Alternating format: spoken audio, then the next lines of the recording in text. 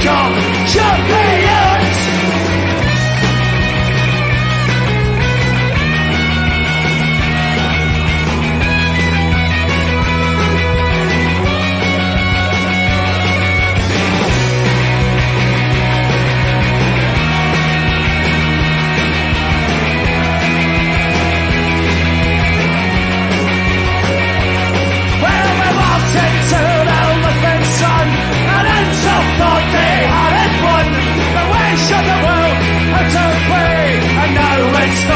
Celtic way, wait for the ball from side to side, and until they try to hide, the wait for the ball from front to back.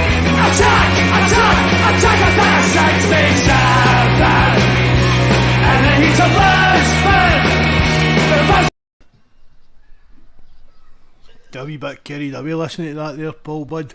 Alright, alright. Hello and welcome to episode 91 of Celtic Rumours TV, the Bawz and Bovril podcast with your host Mark and myself Paul. Join us tonight. We have Terence, Terra161 from our phone page, the podcast www.celticrumours.co.uk. You can also check out the links to the podcast in the description below. On the show tonight we will look back at yesterday's pre-season against Blackburn at Celtic Park. Mark's return to Celtic Park after nearly 9 years. Unfair criticism of the team during pre-season by some Celtic fans. Ange tells Celtic TV he's expecting 2 signings next week. Also, Ange rebuffs criticism that his midfield is not physical enough for the Scottish game and European competitions. And if there's anything you guys in the live chat wish to discuss, please let us know.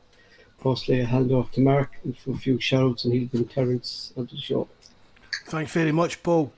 Quick shout out, it's to Tim Alloy, a Glasgow Green, Richie and his family, wee Ben, Steph's boy Steve won his basketball competition thing he was at yesterday up in Dundee, so well done Ben. We all know Ben's had a few problems with his legs in that early years, so keep going wee man, we knew you would smash it. Brian's in the live chat, hail Brian, hail Campsey for joining us. And while we're talking about Steph, he's doing a sponsored walk for the St Andrew's Hospice, and I'm sure there'll be a link in the description box to his Just Giving page. If you can afford to give anything, please give it in. Everything's appreciated and it's going to a good cause. Okay. Right, well, wait just 2 seconds, Paul. Right, I'm going to bring Terence on, right, and just the way this is going to show, it's going to show how easy it is actually to get on the live. So anybody can just pop in whenever they kind of have something to say, kind of thing. Right, on you go, Paul. So yesterday Celtic returned to Celtic Park to continue their pre-season taking on Blackburn Rovers. The game finished 2-2. Sam Gallagher opened the scoring in the first minute. Finish of the game with a poor pass. O'Reilly, missed control by Cal McGregor, opened up the Celtic defence for Gallagher to slash in. Yasha equalised with a superb strike just outside the box to make it 1-1. David Tormel made it 2-1 with a free kick just before half time and ran to changes through the second half, bringing on our French croissant Julian. His first involvement in the game was give away a needless free kick in which Blackburn Rovers equalised. No, is it Terence there, is he? No yet. Alright. On you go. Right, I've finished my match thing like. Oh, was that hit? Yes, man. There's no stats on. You don't get stats in pre-season. It was poor Paul Julian, no. Man. I swear to God, Julian was horrendous again yesterday. I did to see, to be honest, to watch the highlights of it back and that, Paul, because you're in that standing section and chatting to all the guys and things like that. You didn't really, and my eyes aren't the best. So when the ball was up the other end of the park, I couldn't really make out much what was going on. But you know what I was saying to you, man? But also, Blackburn were a rough team, Paul. Do you know what I mean? They really were. I know it's a pre-season friendly, but some of their tackle was a bit over the top. And they're just coming pre-season, and we saw that match out pre-season with tackles, and we're going to get onto the physical side of Celtic team kind of later on the show. But Julian did what I said to you that Julian did in the Celtic B team in the Glasgow Derby.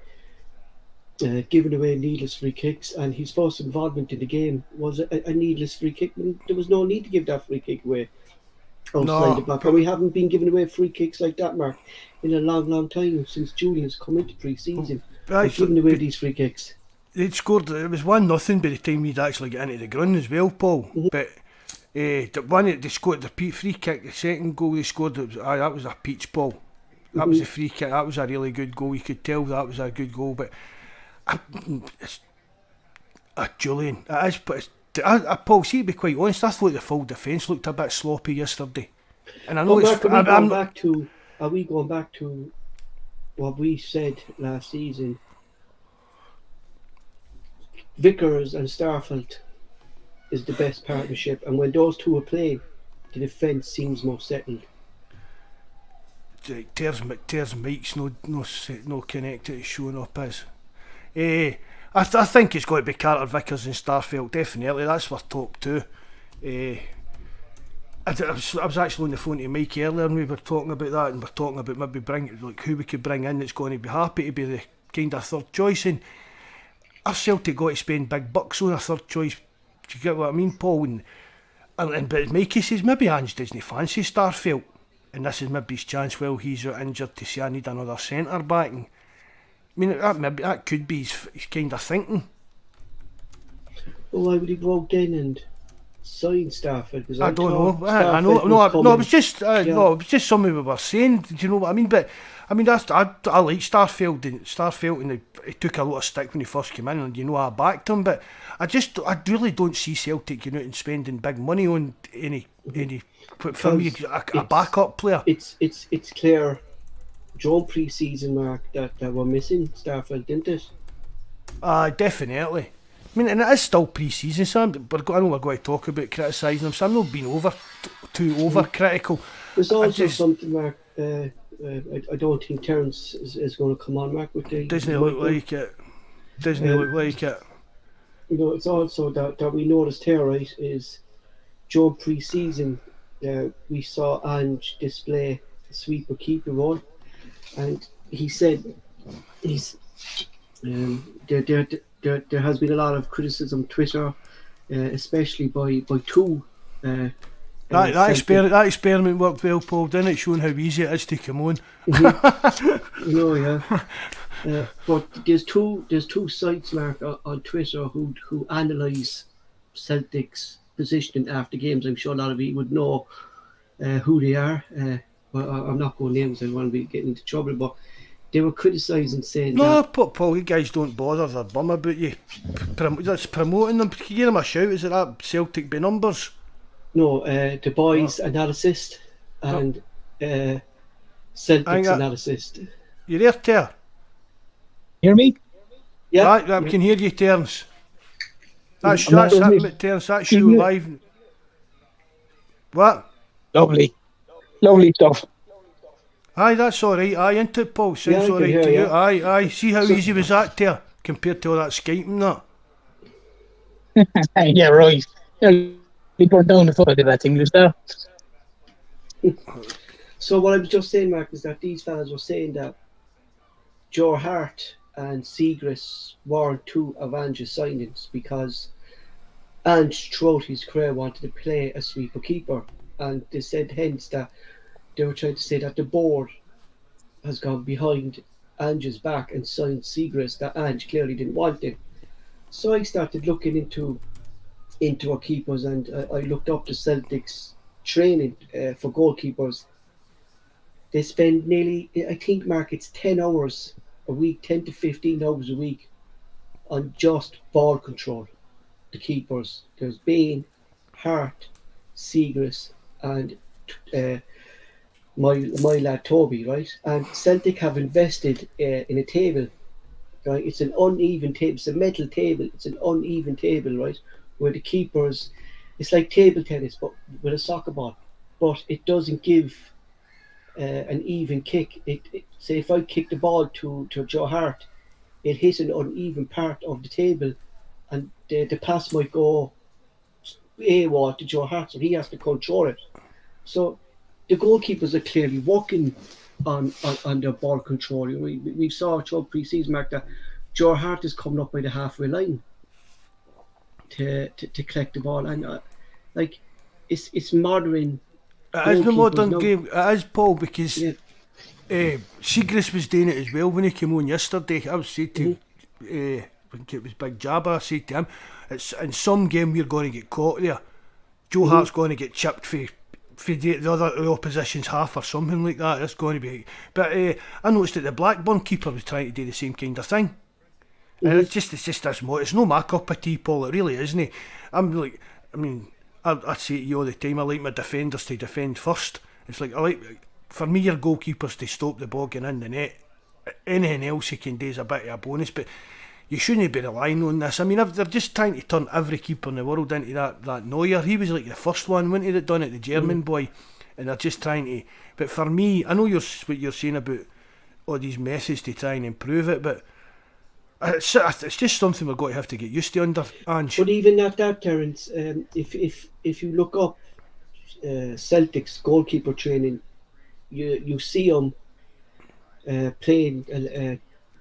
We say the five-a-sides, but there's no goal, so they're actually involved in the five-a-sides just to learn their ball control. And look, I think it's, at least we know they're working on it, but it is risky, Terence, seeing Joe Hart out so far. We see last week he got lobbed, you know. Yeah, and to be honest, Paul, personally, I don't see any reason for it. I really don't. I mean, it's only a matter of time. Like Mark said before, they're made look a fool of. Like, I mean, why does I understand if he's the sweeper keeper and he's coming out just outside the box or whatever. Fair enough, but like there's at times he's nearly the halfway line. I mean, Celtic like one of the pre-season friendly the other night. To get the game it was now when they were in Austria. The guy should have scored. Like, they lost the ball and like he made from a 40 yards, but he scored. But it's like Mark says, playing against Celtic, say playing a Champions League match against the team now, and they lose the ball. Your man's guy's gonna ping it in, and it looks foolish. You know, I don't see the reason for it. I don't think it has any great benefit to the team. But not out as far as that. I think I'm asking for trouble, because if you lose the ball, there's no one behind. I totally agree. I'm not a fan of it. Could you have done that, Paul? You played in goal. Could you have done that? No, I wouldn't. But when I played goal, Mac, I wasn't there. But if I was in goal now, Mac, I would have struggled with that. Do you get me? Aye. So I'm like Joe Hart. I'm like Seagrass. Like when we had Jonas here, Mark, Seagrass told us, Seagrass didn't like the ball at his feet. And I saw a few times with Seagrass that yesterday, when the ball was passed back to him, he was under pressure, he boosted the ball up.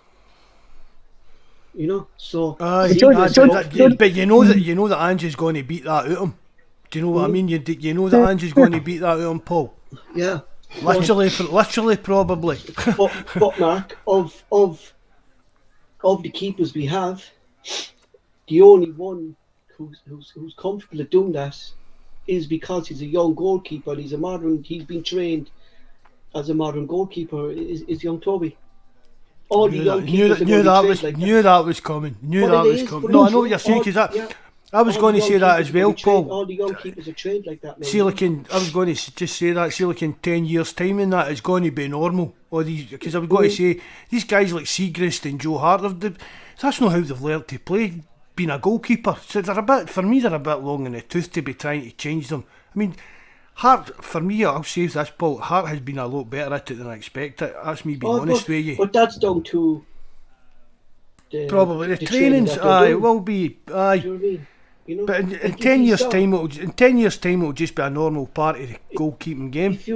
If you look up the goalkeeper trademark and if you saw this table that Celtic invested on, it's like nods and volleys with a table. Do you get me? Aye. You know, they're passing the ball and they're passing the ball and but they have to control it with both legs. It's not just one leg; it's both legs they have to use. You know what I mean? But you see, in that, Paul, all that stuff's fine. And I fully agree with doing all that. And the keeper has been able to control the ball. But this is for me. This should be done around their box or around the edge of the box, like out of the halfway line. They don't have any business. They just don't have any business out there, because if they wanted to do that, they'd be a midfielder or centre back. It wouldn't be a goalkeeper. They're a goalkeeper for a reason. Do you think that maybe the reason he is pushing this up is because Ange doesn't want to hold a midfielder there, and that's why the keepers are pushing up? Well, and that's why the defence that the goalkeeper would be the kind of last man. Well, the problem with me, Paul, is in the match yesterday. I know we haven't gone into it in too much detail, but that position was glaringly obvious. But I can't see I think Ange just wants to basically have an extra man in that area that he'll pass it left and right like a centre back, nearly having 3 centre backs there. But it's going to bite them. It's going to bite them in the backside big time, because someone's going to lose the ball, or someone's going to misplace a pass, and all of a sudden, fella's going to hit us from 40, 50 yards. And one of them's going to go in, and and they're just going to maybe look foolish. It's a huge risk, in my opinion. I think it's going to cost us. I think this could cost us a lot of silly goals terms next season if we're going to be playing like this. And it's true what you said. Like, we're going to look like fools in the Scottish League, giving away goals like this. Like, you know what I mean? You get crucified in the Champions League if we're playing like this. Yeah, I was just going to say that, Paul. Suppose Celtic, when they draw one of the bigger sides, and just for argument's sake, they were playing, say, a Man City or Liverpool, and they try that and they lose it.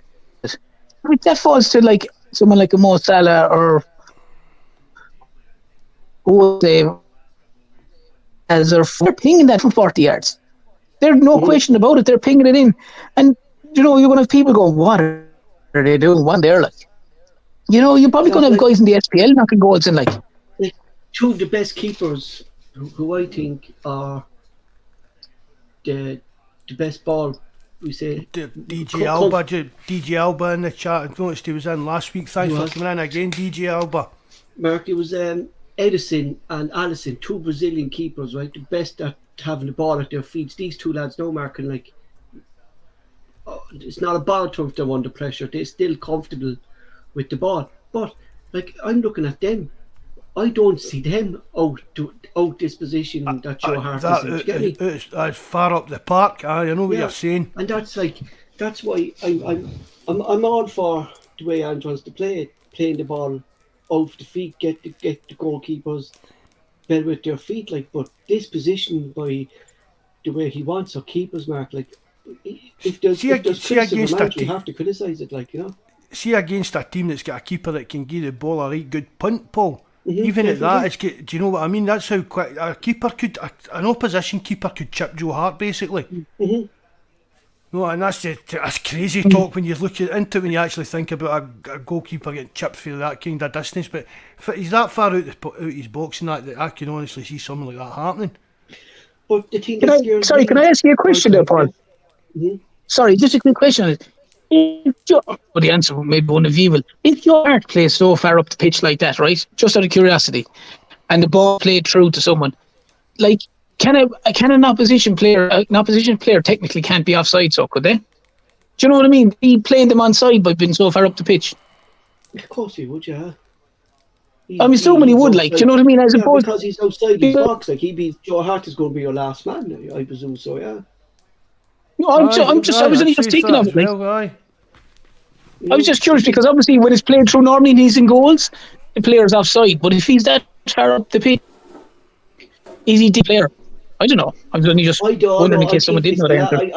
I think the rule will still fall the last defender.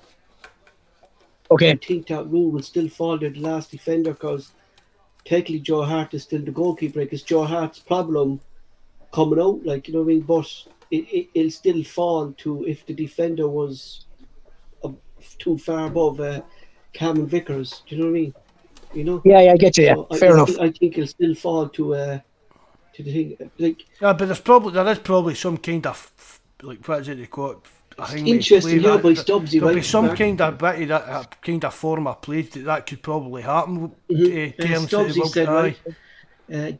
Did Hart not play that way all last season? How many goals did he? No, he didn't. He didn't. He wasn't far up the park, Stubbsy. He really wasn't. He said, and said, Mark, in an interview that things happened so fast last season that they couldn't concentrate on the way he wanted his goalkeepers to play more.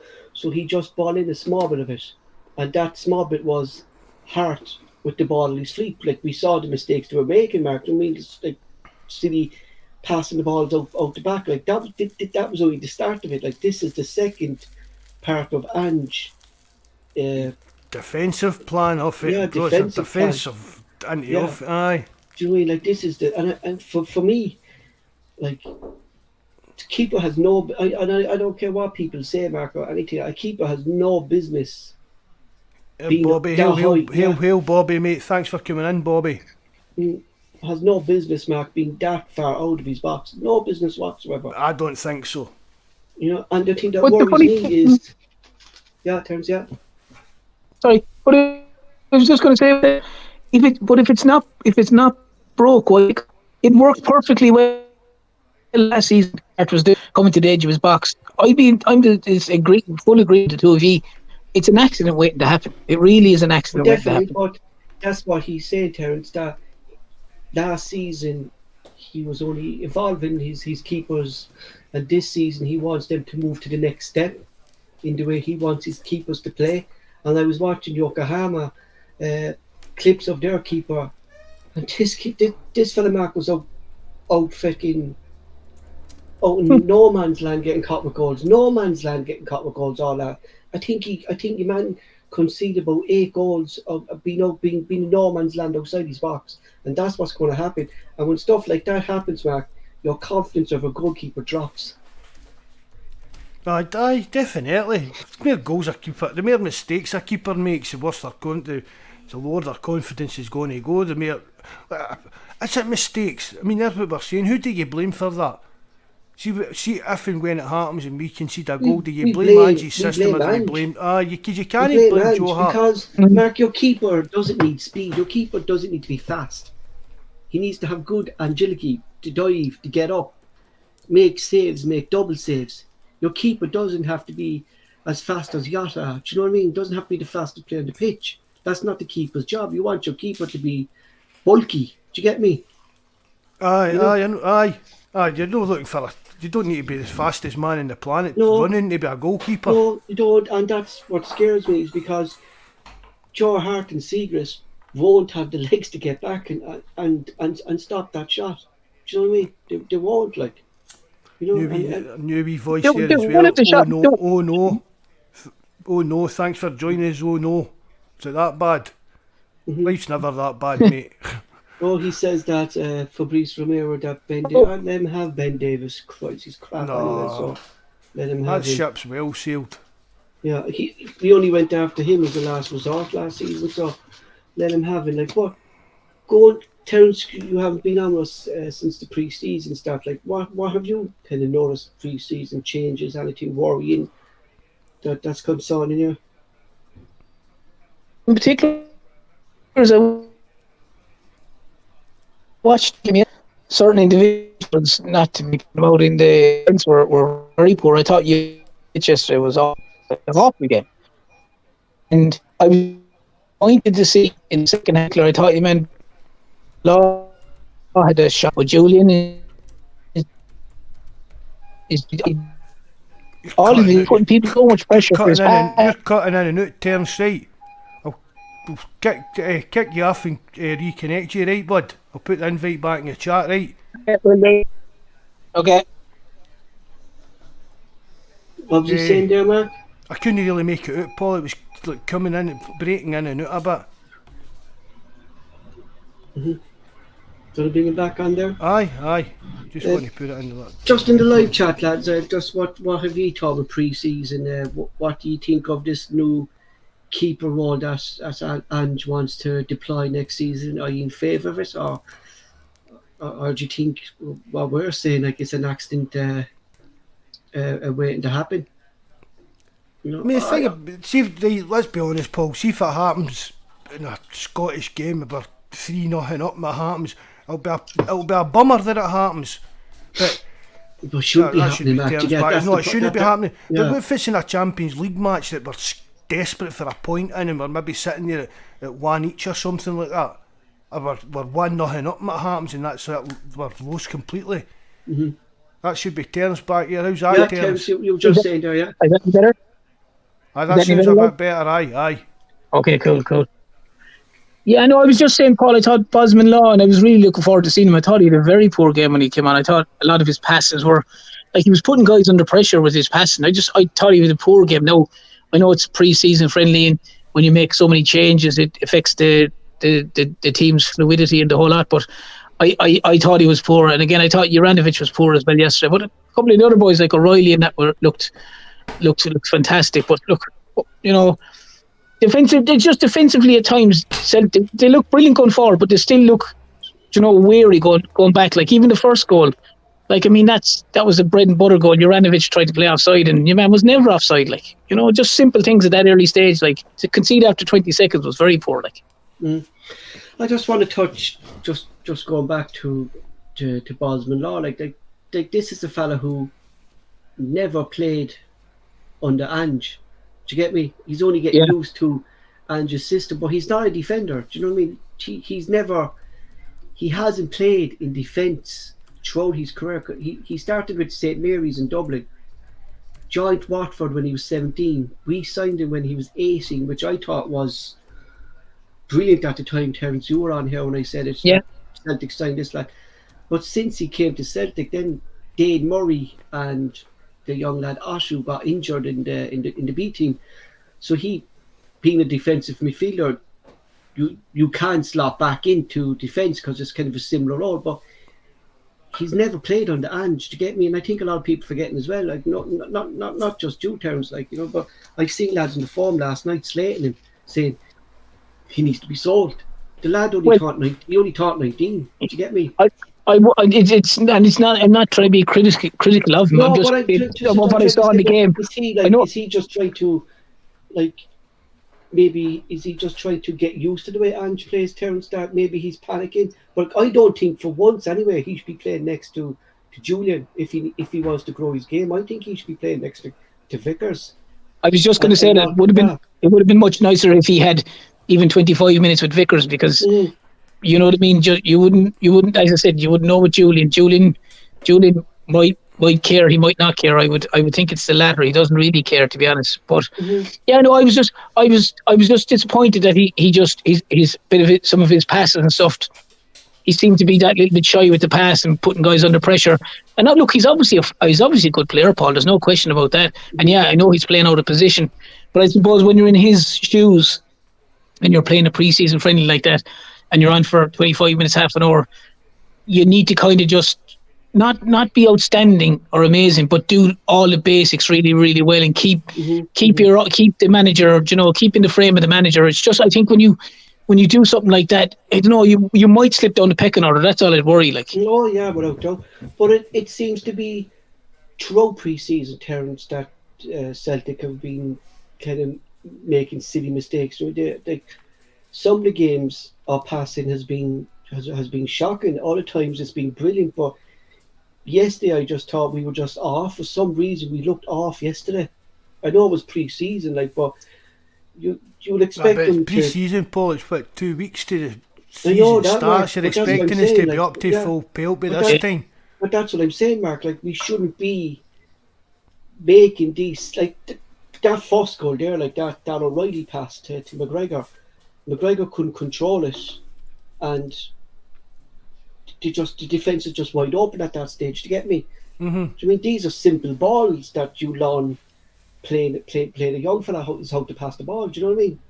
You know, my biggest worry, Paul, from watching the matches, in particular yesterday's matches, is seems to be a massive difference goal-wise in what the first team start and what the second team are. So to speak, like if you lost one or two players in the first team, midfielders or like the guy coming in to replace him, from what I've seen so far, is nowhere near the level of them. Like, nowhere near, and that's a big worry. Like, because we look at it like it's a big squad, but there's still a lot of players there, Mark. Like Terence just said, who are they going to step up? Do you know what I mean? They're not offering anything never mind the team, Paul. They're not offering much to the squad or nothing. Do you know what I mean? There is still a few players that need to be shifted out. But you put your saying there, Paul, about the defence. is that maybe no showing how much Starfield is actually important to the defence?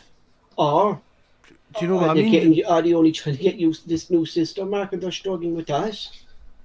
You know? Could be anything to do with that, but as I said, Starfield, I like They're definitely missing Starfield. Starfield, Mark. They're definitely missing Starfield because Starfield and Vickers, like they were the two best players last season, Terence, in that position. Oh yeah, listen, we were all singing Starfield's praises on here, like, so. Do you know what I mean? Starfield had a couple of key parts which is understandable. DJ Alba says we need. He was playing with Beaton at the time, centre back. I mean, for the second half, the Starfield was ending and Vickers standing as well. Without, they probably wouldn't have won the league. But some people just had Starfield as a whipping boy, regardless of what he done. It wouldn't make any difference. But yeah, I know exactly. the two guys are nailed on starters against one spit. But I don't know what the situation is with David back. It's a match. DJ Alba, that's a first point game. as well, DJ Alba. So this is the time to be making mistakes, you know what I mean, which is fair dues, but it's just getting a bit close to the business starting, and you're not wanting to take in with this kind of. The players not being put. You're saying, Paul, it's as if they don't look comfortable doing this shit. Yeah, that's my opinion, Mark, because if you look at when we signed Cameron Vickers, Mark, one of the first things I said to you is that is his ball good? Is the ball on his feet really that he doesn't like? And to be fair to him, he did well last season at that, but the way we're playing, and you saw a glimpse of it last season, our defence, Mark, isn't comfortable doing the things Ange wants us to do. No, you know they're not like there was times last season when we had a goal kick and the two players, Starfelt and Vickers, came in to receive the ball off Joe Hart. They're passing back the ball to Joe Hart. Joe Hart doesn't know what to do with it. If it was me, I'd boot the ball upfield, but he's putting it out then to Ralston. Ralston doesn't know what to do with it. He's passing it back to Starfelt. Like, and this season it's just worse. It's whatever's gone wrong, it's just gone worse at that back. One of the guys I was talking to yesterday when we were talking about it during the game and that, and he was saying it. I don't know what game it was he was talking about, because I never noticed it. But he says that you could, on one of the pre-season games there, like, you know, you can pick everything up on the mic every time the ball was going back to the keeper, like, if it was Hart or Bain or whoever, you could hear Ange just constantly shouting inside. So he's always telling him to look for it, like he's what you talk about, Paul, these like inverted wingers, inverted fullback things coming in for the ball and things like that.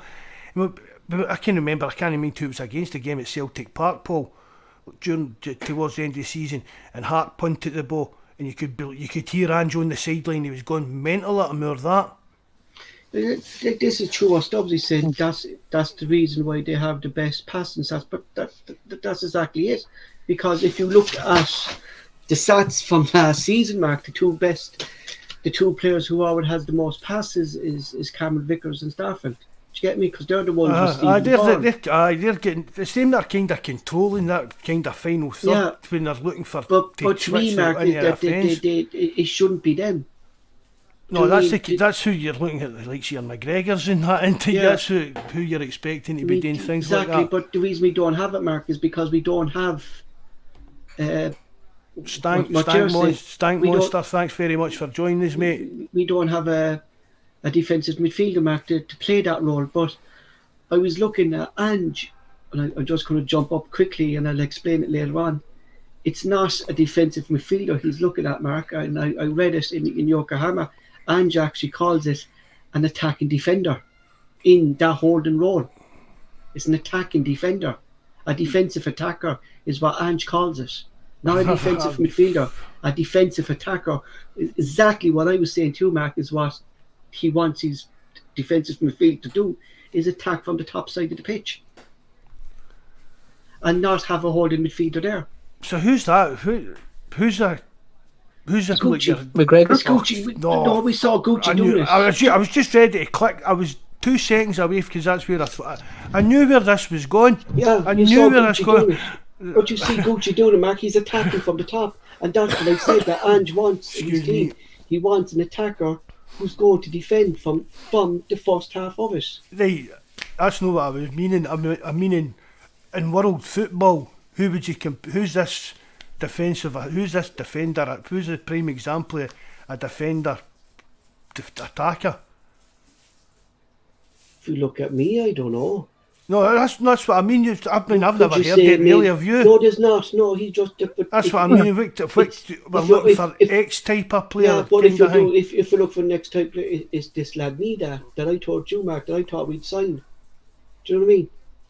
The lads from Yokohama, who I said that Ange wanted one player to make everything click, and then he signed this fella Mida, who went in, did the tackles from the third side of the pitch. Do you get me? Aye. So he's not, Ange is never Big going jabber, to, they're big jabber in as well. you know, some I'll man come big back to jabber. that, Mark, later on the show, because I have that down, but just while Jabba's there, and Terence, you know that Mark returned to Celtic Park after 9 years yesterday for unfortunate events. He had an accident and he had to give up his season ticket. But Mark, it must have been a joy for yourself being back, and especially meeting up with the lads who never met before from forum page.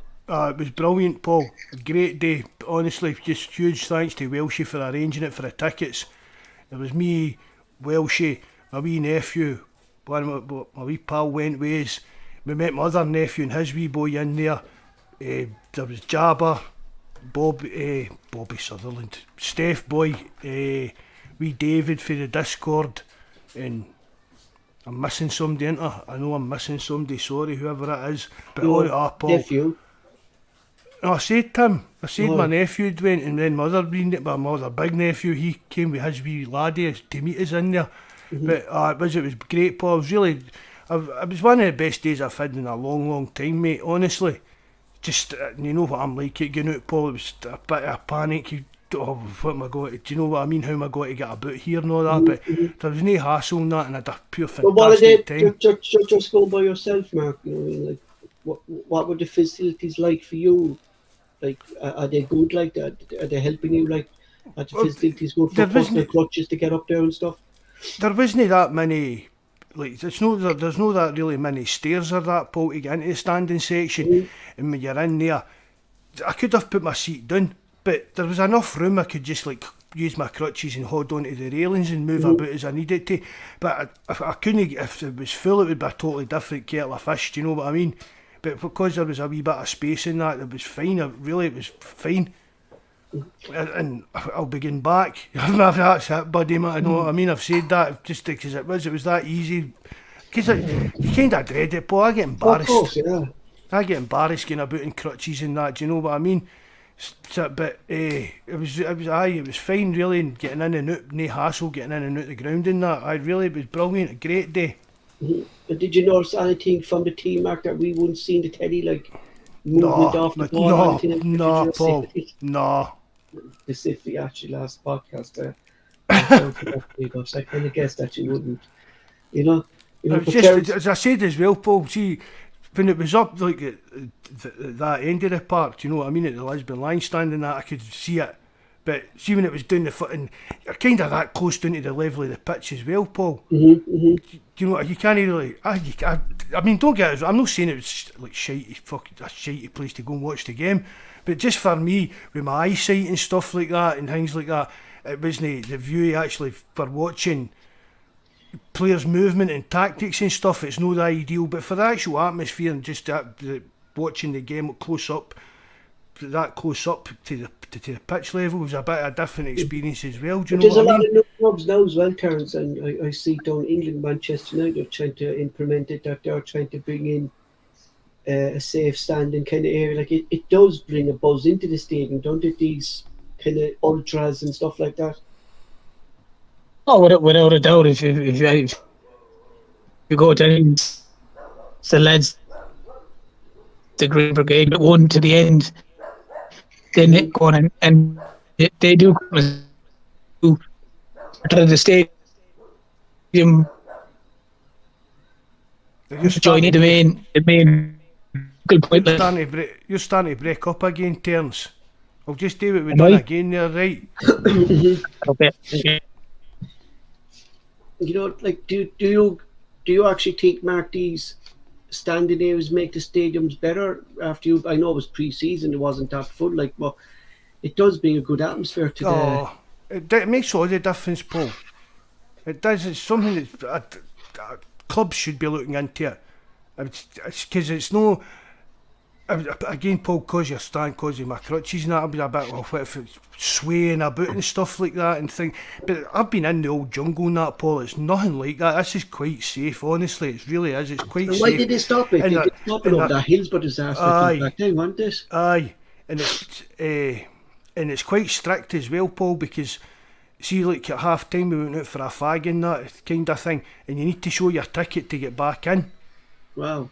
So no one there, they actually like keep the kind of same people in that, like. You can't to be honest, I don't know what it's like in other bits of Celtic Park, Paul.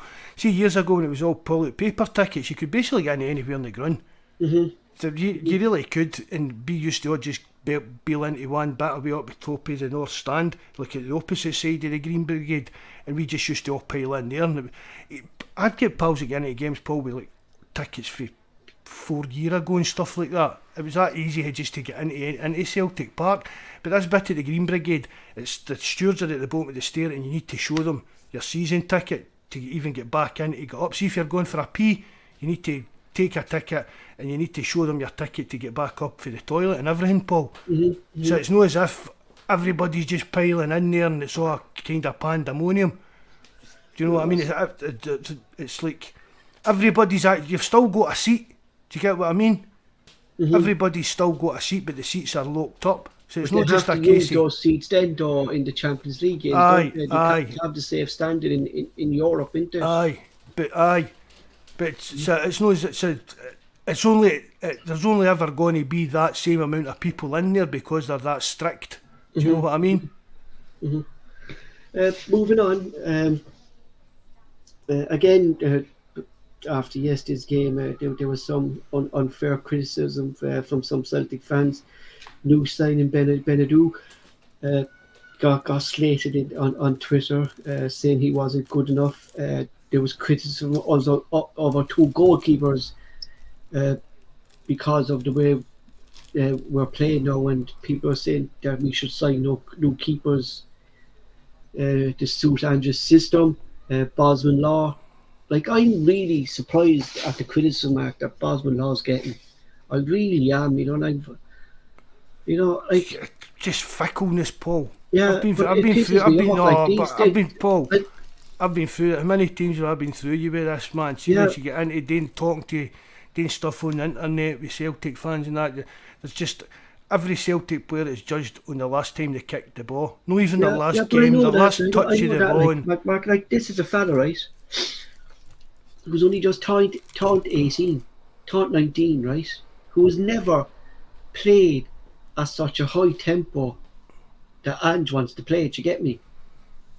Paul.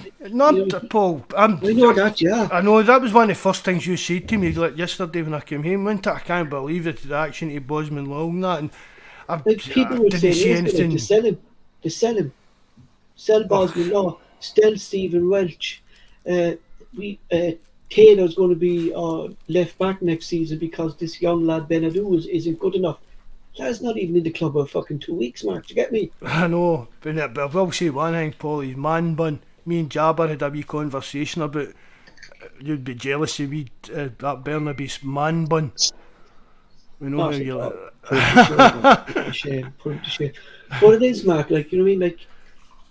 Like, we criticise there, but we criticise the way we're playing. Do you get me? But to criticise individuals who are only just in the club. Aye. I mean, you could say, really, Mark, that Law's only in the club because he's never played under Ange. No, do you know what I mean? It's still young boys, Paul. You've got to even get them used to being in them. Think of the pressure even coming in to the Celtic first team. Mm-hmm. And as a young player, and you've got to give these guys a chance. For all we know, it could just be nerves, Paul. It could be just a wee bit nervous being this. I really don't think, Mark, and I saw a lot of people say it on our phone page and stuff like that he should be put out on loan. I think it's still too early for him to go out on loan. No, I I think wouldn't he put him needs out a on loan. season. He needs to in work the under first team, Ange. working under Ange for season. Aye, and then maybe think about getting Yes, him and then into put out him on on loan loan. for that final Yeah, wee kind because of brush up. like if he's Because if he gets away out on loan, Paul, he's not learning anything half the no, Ange. he's not. He's going back to the way Mark he wants You to back play. Terence, aye. You know. Here, if it Terms. happens again, lads, Aye. I'll leave it then. Yeah. Mhm. If it happens, boys. What? Hey, Can't hear Mark. No. No, unfortunately, guys, look, Terence having problems with his mic. No, No. just take it off. Like, we'll get Terence on another night, lads. Unfortunately, he got a new phone and stuff like that. He's just trying to get used. But he'll be on the live chat there, and we'll read out his sports. But if he goes out and loan, like Mark, he's only going to learn what he's doing now. Do you get me? He needs to stay with the first team and learn from the first, basically under Ange, what Ange wants him to do. That's what I think, Paul, as well. I mean, even just, as I said, there being about that first team squad. Exactly. And then learning what Ange wants him to do, and then you go out and loan next year or whatever and get his polished up it to what Ange has told that team that he wants done with you. But you know that you're going to go back and it's Ange's ideas that are still in your head. Exactly, Mark. Like, even the new lad, Mark Benadou, like I don't think he's ever played like Argentina, Mark. It's fast football and stuff like that, but Ange's football is something, Mark, that I've never seen before. It's just so complicated, and it's going to take players time to get used to it. Like, fair dues to the lads, Mark, who were there last season, and especially Radisson and stuff like that. They took to it, but is that only what I'm trying to say, Mark? Is this only level 1? Do you get me? You know, is Ange going to take this Celtic team to the next step where he wants us to be playing? Because that's the way it looks. I think that's why we're looking a bit sloppy in pre-season. That Ange has new ideas for this Celtic team. Well, that was when he first came in, wasn't it? Everybody was saying, wait till you see his team in the second season. Mm-hmm. Do you know? And the first season blew us away, so it can only get better. But it's looking a wee bit sloppy. It's pronounced Banadou. His name is pronounced Banadou. It's not Banadi. It's Banadou's name. Benayou or something like that, isn't it? Benayou. Oh, I'll leave that up to you. I'm not even commenting and trying to pronounce names. I listened to the names. lads saying it yesterday on Celtic TV, and that's the way they were saying it. You know, fuck's sake, lads, it took me nearly a year to get fucking Ange Postecoglou right, like, so I eventually get it right, like, you know what I mean? So I would have said I'd say like Bernard. I was saying Bernabe. That's what I was saying. yeah, but they weren't saying that. They were saying Benayou. No, that's what I was saying. Kind of just talking to people. Last season, yeah, that's what I was saying at this last week was Bernabe, but they were saying Benadou yesterday on Celtic TV. So you can go back to Celtic TV and fucking criticise John Hartson before you come down my way. All right, live chat. Thank you. You know, but I think they're putting up yees all. You know, I think that's why we making mistakes, Mark. That is Ange putting new ideas into this team. Do you think? Well, definitely he's doing something to change things, Paul. Mm-hmm. And it just again.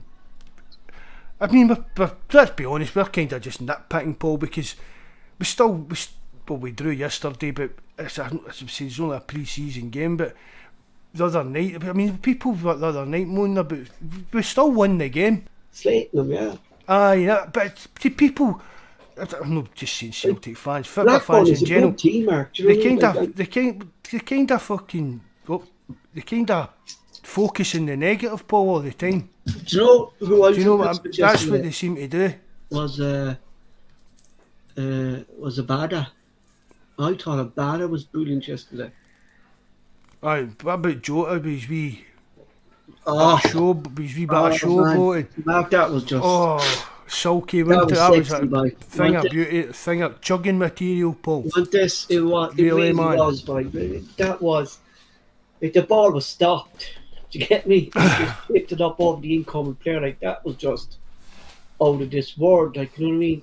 You know, it really, really was. You know, but it was a pity that Giamarcus was injured yesterday, because these are teams I think Giamarcus should be playing against, Mark, the more physical teams. And that would have suited That him should be, yesterday, I think. that's what we've kind of said, isn't it? That's what, Mhm.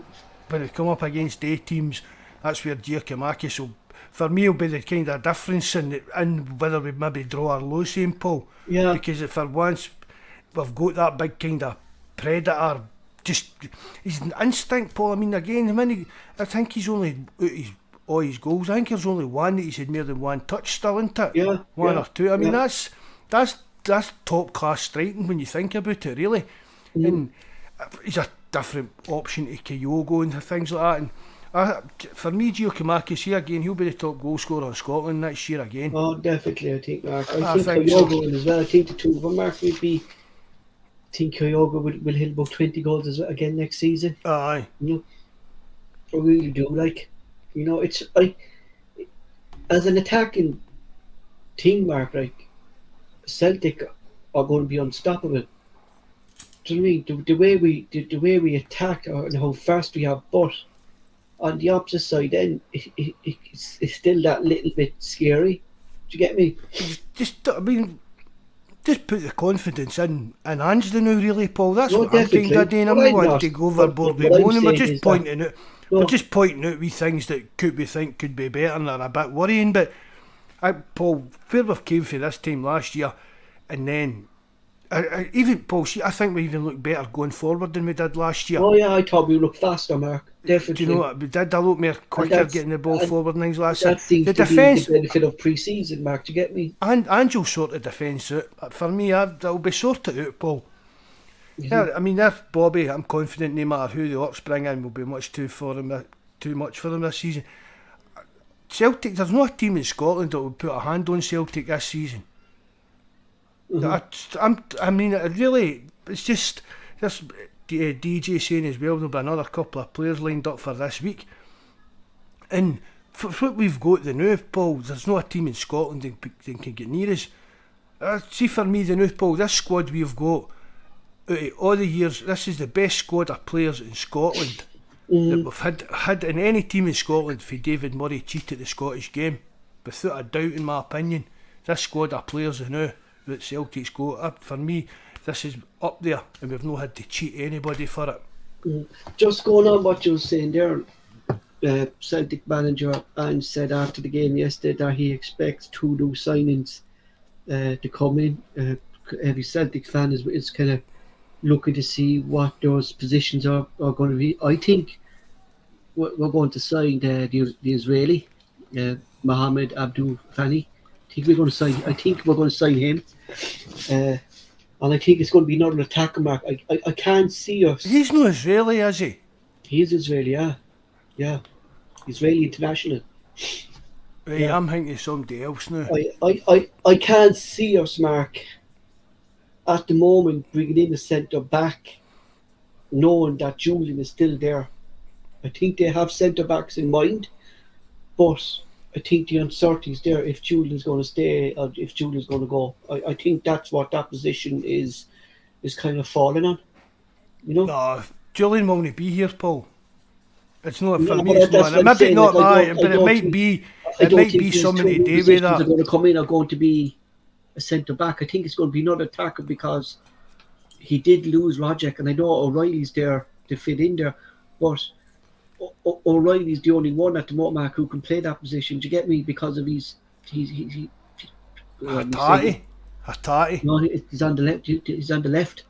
Turnbull's on the left. You see, that's where they play mostly on the left. Do you get me? But You know. I mean, it's not that much of a difference, really, is it, Paul? It does, Mark. It does make a difference, Oh. Mark.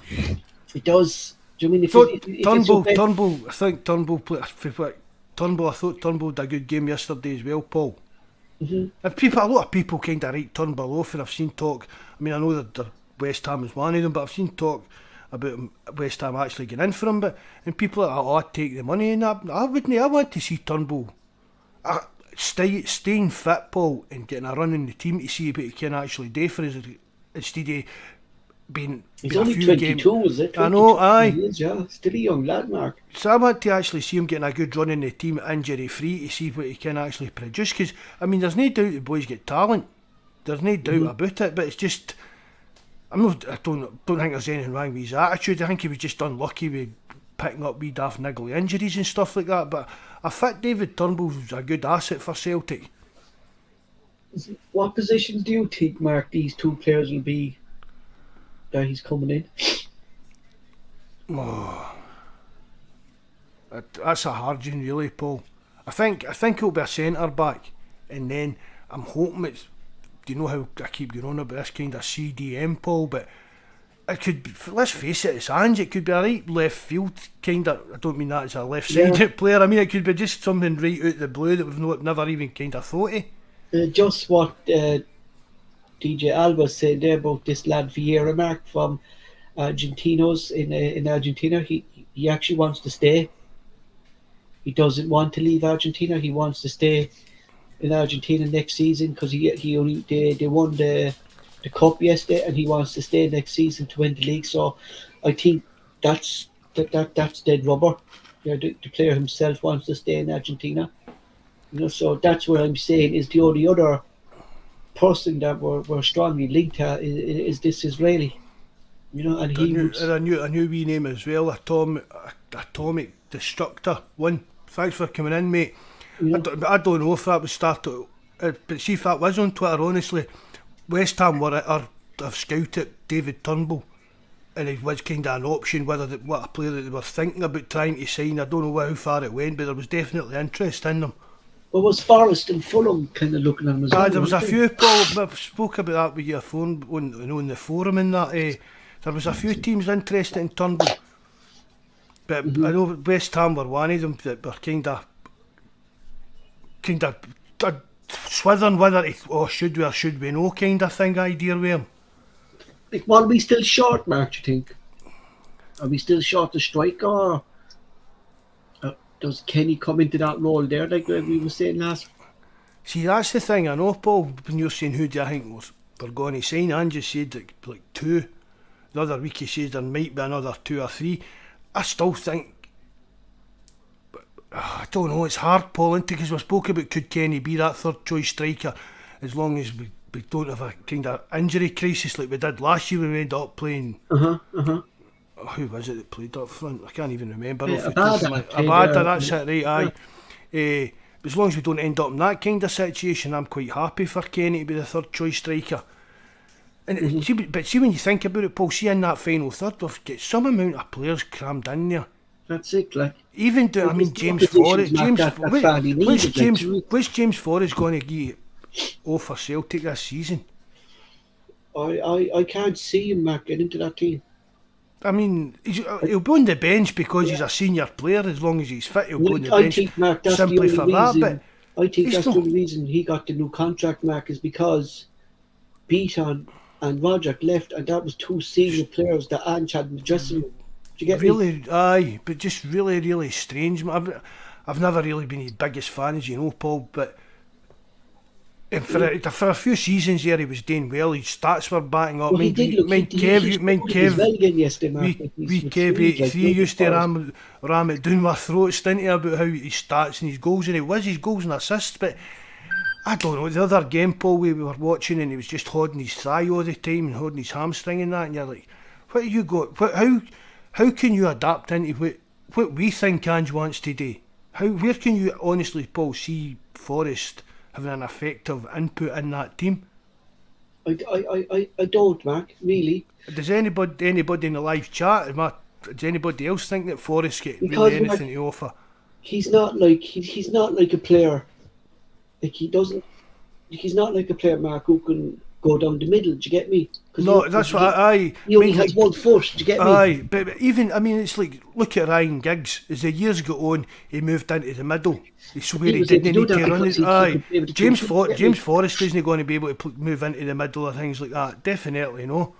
He's not as fast. He's nowhere near as fast as he used to be or nothing. And just Alba there was saying that this lad Fanny looks decent back. This fella.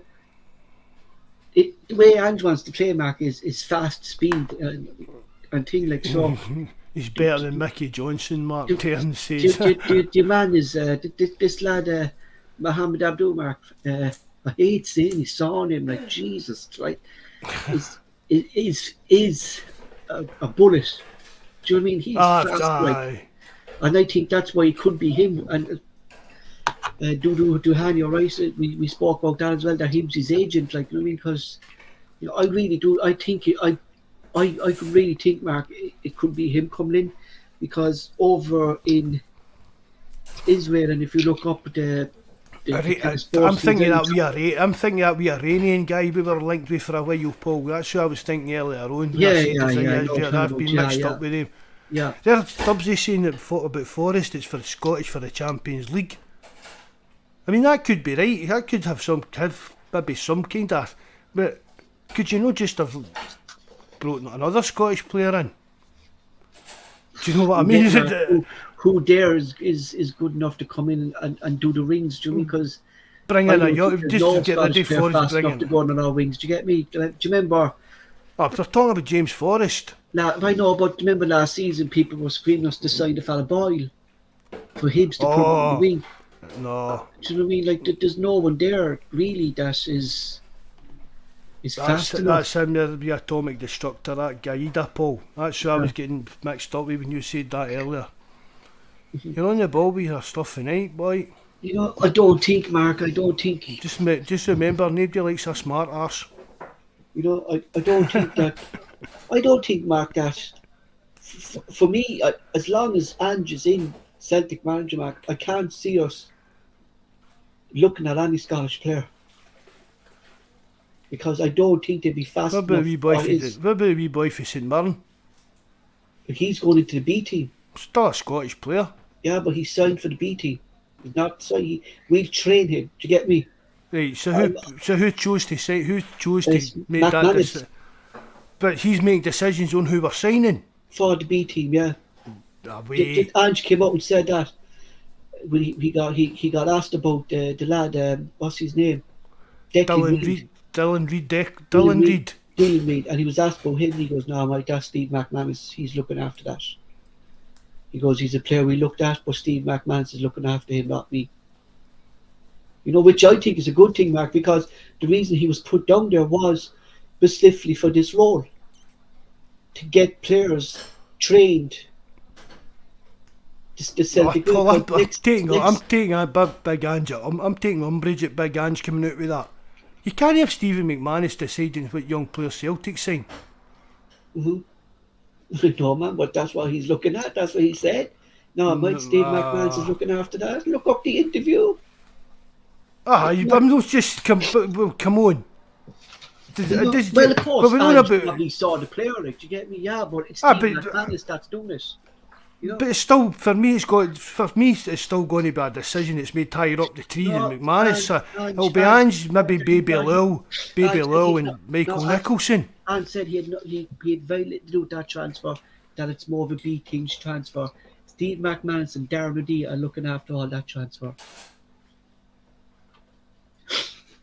You know, so unless... Maybe knew that it's kind of in the pipeline, Paul. They're taking me today and talking to the lad and telling them what they're looking for, but you know, Paul, let's face it, would that not worry you? But if Celtic was leaving any, I mean, what is it? They're only talking about only quote unquote about 125,000 for him, isn't it? But you still don't have the manager, the coach of your B team, but making the kind of final decisions. So Ange's go. How Ange could turn and say, "Well, I've not seen him playing." That's like what Brendan Rodgers came out with when we signed that with Arzan. Would it be Law Mark that's behind it, and letting Steve McManus then just look after the player in the B team? You know, I don't think Law would have seen him, Mark. Do you get me? I'm not meaning Ange is taking a big part to it, but for me, he's got to have a kind of input on it, and again, the final decision comes to Nicholson, so it's maybe a case of everybody goes in and pleads their case of why we should spend 125,000 on this young player. But if Ange doesn't win about it, what happens when he comes into the first team or he comes in and he can't do what Ange wants him to do? But that's the benefits of having Steve McManus in there now. Do you get me? That he's looking after the reason he was put down to the B team was that McMahon spent a year with Ange in the first team. That's why Harry Kewell came in, because Ange wanted one of his coaches, so the B team would play the exact same way as the first team. So when these players are called upon, they'll be able to play the way Ange wants them to play, like Jurgen Klopp. Mark, you look at Jurgen Klopp there; he brings in youngsters from the youth side, and automatically, Mark, they know the way Jurgen Klopp plays. Like Celtic should have been. That's what it should be like, Paul. Jurgen Klopp, Ajax. I mean, it's not just down to who their coach is; it's the full ethos of their club, and it has been for years. Yeah. You offer Barcelona; it's just basically a rip-off. Exactly. Johan Cruyff's Ajax ideas and stuff like that as well, with more money. You know, like, I can't believe we've never, especially like when you come to think of it, Mark. Right, going back to the Brendan Rodgers time with Celtic, like, this was a fella who, no doubt, Mark, he was a top coach, but he didn't give two hoots about the way our family was run. No, there was no long-term vision. There was no long-term vision. But Paul, I'm going to put the old record on again, Paul. That's where a director of football comes in. Yeah. Do you know what I mean? That's where that comes in, when you've got a manager that isn't that type of manager. He's a king. I mean, basically, Rodgers is a checkbook manager. He's never nurtured any player through any great level, and I can recall, kind of thing. And that's just the way he is. But these teams down in England and that, Paul, the manager doesn't need to get involved in that, because they've all got directors of football or sporting directors and guys that run that side of things. So they don't really need to worry about that. Because let's face it, the majority of them are in the job long enough to see it come to fruition. For me, that's basically why it's like that, Paul. And Chelsea, many managers do Chelsea go through over the years and things like that. Structure stayed the same. That's exactly the thing. And as I said before, I mean, Ange goes out in the morning and gets scudded with a bus. Where are we? Yeah, what always me, Mark, right, is what happened at Arsenal and what happened at Manchester United when we've moved on for that, but no, but they I thought you were going to talk to me about behind the scenes with Peter Lowell. No, they ran everything. Do you get me? The two boys ran. They basically ran the club, and that seems to be the way that Ange is doing, running the whole club. Do you know what I mean? And it's like what you said there, Mark. If Ange did decide to leave in the morning, where are we? But that's why I think that. I think that's why Baby Lil's been brought in. Yeah. I've said that to you, Paul, and put it on the forum and that. I think for me, I know it's not an actual director of football job. I don't know whether that's going to come to fruition or anything like that. But for me, because Ange will go and Baby Lil will still be there. Do you know what I mean? But the structure of the club and all that's still going to be the same. I'm still waiting for Jay Lafav's position to be changed, because I still think he could be put into some role there, Mark. He's still there as well, as you say, Paul. So he was kind of put into. He did these kind of roles in, like, it wasn't a director of football. It was kind of a more oversaw the football operations kind of a thing. Do you get me? That's his. What he had in. They've got these fancy job titles, Paul. Director of football, sporting director, head of football operations and stuff like that. But basically, that's just what it is. Somebody that you say just oversees. I mean, the director of football is for everything. The women's team, the kids' teams, everything. He oversees all of that. I don't want Ange wasting his time with stuff like that, Paul. I want Ange on the training pitch making that first team better. That's why good sees input in the transfers, right? He's not done anything bad or anything wrong in that way. But we can't just, I keep using the same term, Paul, we can't put all our eggs in the Ange basket. Because see, when he's spending time worrying about these other things, he's not doing the actual job that he was brought in to do, which is coach and manage the first team. Definitely. He shouldn't need to bother his backside about what's going on out with that. You'd like to go and watch the youth teams and keep it. We know he's a sponge for football, so he'll want to know everything, but he shouldn't need to know everything. Do you get what I mean? It shouldn't be him that's everything's coming down to. Definitely. definitely. Hi, Peter L there. Thanks for joining us, mate. But you never said what positions, Mark. Would you think were? Oh, I I think did. it's what I didn't listen. Sorry, if I missed Ah, you. no, I said I think another centre back, Mm-hmm. and well, I'd like a kind of CDM player to come in, but I think it's maybe going to be maybe a third striker, Paul. It'll be a centre back, and for me it'll be one of them, either the CDM or the striker. That's what I would be looking for. Mm-hmm. Mm-hmm. After the game yesterday as well, Mark, Ange was asked about the Celtic team needing a more physical player in the midfield, as Celtic fans have been frustrated.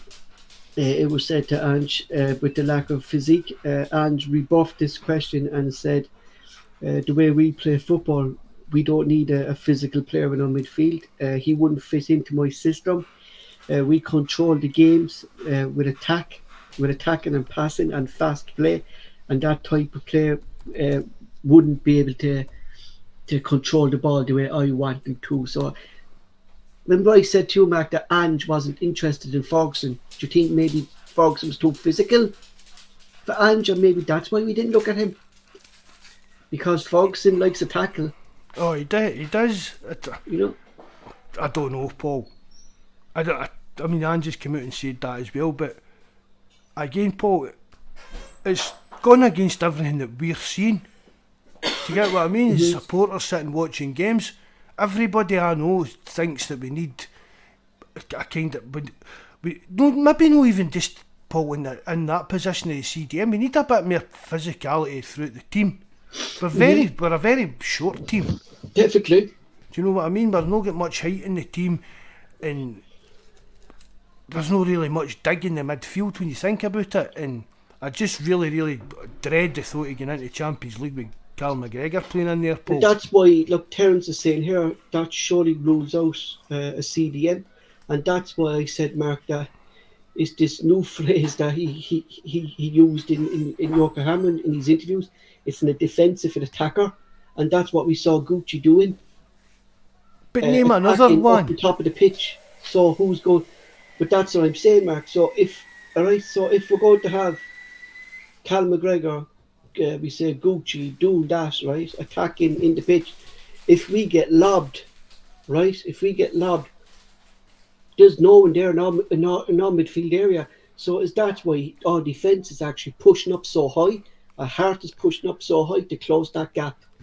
And I think as well, Paul, we're going on about the defence is looking a bit shaky, because there's nobody in there to protect the defence. No, and that's why I think, Mark. And again, it's doing, but we were saying earlier about pace and that as well. You need somebody that's got that kind of gut busting run to chase a player about the park and put in a last ditch tackle in the midfield, and we just don't. Yeah, if you looked at the way we played, Mark, especially yesterday when they pushed up so high, it looked like Vickers and Welch were two holding midfielders that they pushed up so high. Aye.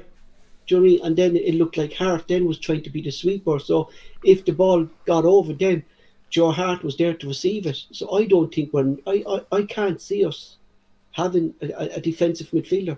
I think if we're going to sign the lad from Israel, he likes to move forward, and he likes to move forward in attacking. So I think that's the type of player Ange is looking for. He's not looking for a defensive midfielder. That's why I think McGregor's in that role, Matt, because he doesn't want the defensive midfielder in there. He wants his midfielders to push up, and that's why McGregor's pushing up. Well, maybe it's more the defensive side of that role, Paul, that worries me. Yeah, but that's what I'm saying. Yeah. Aye. So like, I don't think McGregor's got that in him. And I hate going back to Gucci, but he's the only one, Mark, that's there at the moment who can play that role. But he was doing this exact thing yesterday. He was the first person really to go in for a tackle when we lost the ball up in the opposition half. He was the first person to do it. I mean, again, Paul, you've watched. I know you've really studied him and that. But maybe Gucci is going to be the ideal player, but none of the rest of us have kind of seen that enough of him to kind of say that's the player that we need. Yeah, but what you're describing, Paul, is the player we need. Do you get what I mean? So I don't know what you're meaning, but that's what I'm saying. Yeah, that's what I'm saying. That, like, I haven't seen Gucci play either, Mark. I was only looking at YouTube and then going by reading his stats and reading more into him. That's the type of player he is, and that's why Ange signed him. He attacks from the fucking. He does. You know what I mean? He was unlucky with his injury and that as well, Paul. We would have seen Miriam and been able to judge him better. That's why I think, Mark, when we played Bison in there and stuff like that last season, why we looked so slow is because Ange didn't want to press him down at the back. Do you get me? Ange wants kind of. It's like a gung ho of an attack, Mark. Do you get me? You know, it's all out attack. I don't think Ange actually sees the game as a defensive game. You know? Aye, I know what you're saying, Paul. It's where the kind of who was it that came out with that years ago? Was it Kevin Keegan? If you score 3 goals, we'll score 4 or something like that kind of thing. Yeah. There's Terence here, Paul. What do you think of that question? Paul, who do you play in midfield if Gucci McGregor plays? What's the other player? So we're going to have Gucci, McGregor. Who was there last season? It was McGregor, Gucci, and who the three midfields? Who was the three? No, who was the three mids? Yeah, it was McGregor. Wee Matt O'Reilly was the winner. That's who I would have in there. I think it'd be Gucci O'Reilly, McGregor. Aye, wee O'Reilly. You know, or Hayashi and Mark McGuinder. Either or. So I think I had that as well, mate. I think, Mark, right, and I said it to you last week, that all of a sudden Ange started playing McCarthy and Gucci together. All of a sudden, out of nowhere, through pre-season. I was just going to say to you about Jimmy McGear, Paul, see what you were saying. Yeah, and all of a sudden he started playing them together. And I think, is this something he's going to deploy in the Champions League? Because if he goes out with McGregor, O'Reilly and Hayashi, we're going to get crumbled. But if he plays McCarthy, Gucci, and we say O'Reilly, he has the holding midfielders there. Do you get me, Mark? He has the attackers there. Right. So we're not going to be that open. It could be McGregor in there with him, Mark. It could be... Do you know what I mean? So... And let Gucci play this defensive attacking role that you're talking about, Paul, and let McCarthy just anchor in there and do what McCarthy can do. Yeah, or even McGregor will fill in there, Mark, and let McGregor do what he can do then is control, like what you're saying McGregor should be doing anyway, Mark, is control our tempo. Do you get me? Aye. For me, that's what McGregor should be doing, Paul. Even when Scott Brown was here, I love Scott Brown, you know that. But let's face it, Scott Brown wasn't the greatest football player in the world. Yeah. It's like Roy Keane. I mean, Roy Keane wasn't, when you see compare him to the guys like Paul Scholes. Do you know, I'm not, and again, Paul, it's a bit of an old-fashioned kind of outlook at the game when we're talking about this sweeper keeper. You need like a kind of hard man in the midfield, and you need like a sulky player in the midfield. That's like the old-fashioned 2 central midfielders, wasn't it? Mm-hmm. And that's again, if you could find like an ideal mix of them, if I don't know, Peter Grant and Paul McStay had a baby, Paul. I mean, do you know what I mean? It would be a great football player kind of thing. Exactly. If Ange isn't going to get down that route, I said there earlier, Paul, it's not just in that position, Paul. I just don't think I don't think we can really handle the physical side of things too well. Even corners, Mark, yes, even corners or sort of like, we did look comfortable at corners last season, but in pre-season again, Mark, we started going back to knowing on the posts. Do you get me? I know, and that's another pet hate of mine as well. Mm-hmm. For me, that's basic. Right, you're again, Paul. You played in goal, but you at least know one person on at least one defender on one of your posts. Well, we always had 2. You know, but you'd at least want make one. Sure there's there. Like, I mean, if there was no one there, Mark, I'd cover the front post. They'd cover. That's what I mean. You'd at least want you've got your eye on one post, exactly. And you got a defender with the other one. Mark, you get me? The front post is always the keepers. So realistically, there's no need to have someone. And for me, that's no rocket science either. But I don't know why they've stopped doing that. You know, I don't know. It's just, really sometimes that, Paul, I think people overthink football. Even down to managers, see like Klopp and Ange and... Well, Mark, at a certain point, I think they overthink things. I'm seriously getting Pep Guardiola. And time I watch Pep, everyone says the same thing about Pep Guardiola. He overthinks things. And is Ange similar to that, Mark? Does Ange actually overthink his tactics?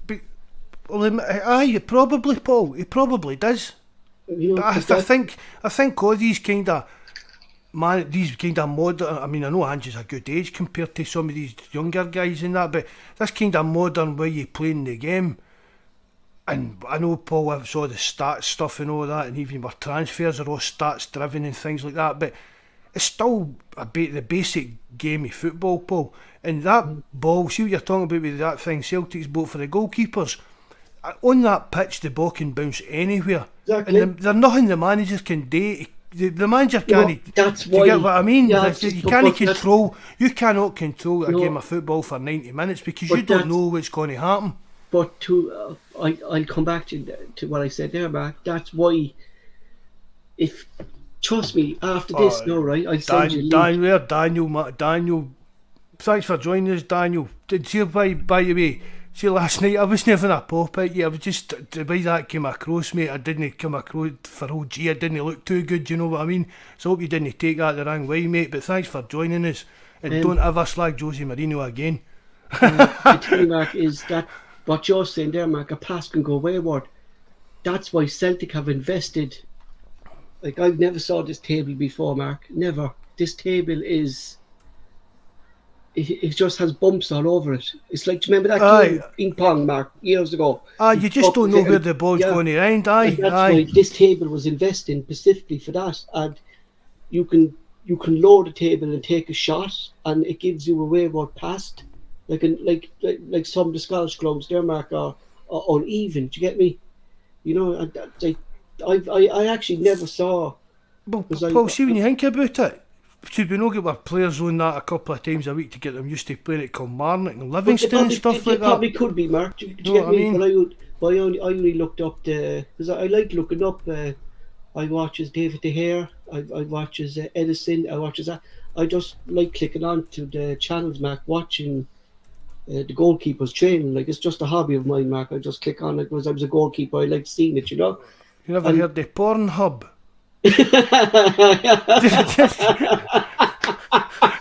Come on, Paul, man. Jeez, oh son. Oh, brilliant, man. Just sitting there watching. The best of Celtic Rumours, huh? The best of Celtic Rumours. Sitting watching videos of goalkeepers training. No, but I do, man. I do. Like, I just fuck back. I was a keeper all my life. Like, do you know what I mean? You know, but this I've never saw keepers train this way, and I think this is all new to Stevie Woods. Do you get me? Probably, aye. Do you know? He'd maybe be aware of these kind of things, Paul, but it's probably new to him as well. He's kind of, I mean, he's still one of the best goalkeeping coaches in Britain, there's no doubt about it, kind of thing, but he'll be learning stuff that's new as well. He's like your old-fashioned kind of coaching for saves and positioning. Because I can just picture, Mark, now, Ange getting this table imported over from Japan, and they're putting it into the physiotherapy here, thinking it was a massage bed or something like that. So we not having a clue what this table is for. And then they go to Stevie Woods. No, this is for you. And he's looking and going, what am I supposed to do with this? Like, you know what I mean? You know, but I think that it was like, what if watching the four lads play it, Mark? It's unbelievable. Like, and yes, Jabbers, the Toby chat is pending. He was the only one, Mark, who looked comfortable on it. Only one out of all of them. And I think maybe Barker's good. Because Barker's, I think, Mark, is a modern keeper. Barker's would have been more comfortable in that, aye. Yeah. I mean, he's still only, 26 maybe, Paul? Yeah, I think he'd be a modern keeper, just he was shit with the hands and tackles these blocks. I don't want this. You know. But, like, next season, Mark, what was only 2 weeks away? Like, isn't it 2 weeks already? Aye, aye. You know, we have Leg of Warsaw on Wednesday night. Then it's Norwich, and then is that getting done as a testimonial for Boric? See, the ticket sales aren't meant to be going too well for it. Because do you hear what they did? it was all at the start of it. It was all who you know within the club. Do you get me? And you got cheap tickets, right? But for the only Joe Soap Denmark who's fucking working hard all his life to go to see a match, they doubled the price for them. And that's why the tickets didn't sell. People said, we're not buying them. We're not buying these tickets at that price. Like, it's a testimonial. Like, I mean, it was the price, Mark. It was nearly the price of a Champions League game. The tickets. See, that's just him trying to make a quick buck and rip off fans in that, Paul. Yeah, and fans. What prices are kind of... Excuse me, we sneeze here. What is a price of a match ticket in Poland, Paul? Like, compared to, well, you work in euros as well, didn't you? But yeah, I mean euros. If I say euros, Mark, I say, Mark, you could be looking at around £30, £40. I say, you know, maybe 50. I mean, they'd be different sections. Do you get me? Aye. You know, but it's like the Polish league, Mark, is like people think the Polish league is just a small. The Polish league is a great league, fucking very competitive league. Aye, they make more money than the Scottish League out of television rights and all that as well, aye. And you know what you're saying? Like, we've sort, Mark, of the previous years, like all these Eastern European teams are putting us out of Europe because those leagues are getting better and better. Aye. Get me? And you know, I've seen it, Paul, Scottish as well for football years. has fell behind, Mark, really, hasn't it? Oh, Not definitely, Celtic, because... but Scottish football as a whole, Mark, hasn't it? Aye. I mean, I've said it, Paul, for years, all these teams that we've come up against in Champions League qualifiers, we've maybe no heard of them much or know much about them, but see if where they're coming from, they're going to be a well organised and well drilled team, Paul. It was like even, I mean, there's him that's just took over the Blackburn job, that John Dal Thompson. I mean, you know that look what he done against him last season in Europe, and everybody had wrote them off, and it was look at these young... Bovril, right? Look at Aye, Bovril, exactly. Right? And you know why Bovril are such a good team, Mark, right? Is because they invest in their squad and they invest in their youth system properly.